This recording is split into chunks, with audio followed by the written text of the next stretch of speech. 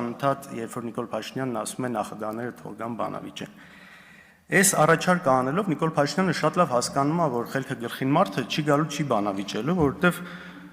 ու դրանով ուզում է ցույց տալ, որ այ տեսեք, եթե չեն գալիս, ուրեմն ես ճիշտ եմ։ Այսինքն դուք լուրջ մտածում եք, որ օրինակ հայրս, ով 2008 թվականից նախագահ չի հանդիսացել, պետք է գա եւ բանավիճի նրա շուրջ, թե 2023-ին Արցախով հանձնել։ Լավ, սա դուք լուրջ եք համարում։ Կամ այսինքն լուրջ մտածում եք, որ 30 տարի բոլորը բանակցում էին Արցախը տալու հետ կապված, բայց այ մենակ հանճարեղ Նիկոլ Փաշինյանն է դա հաջողվել։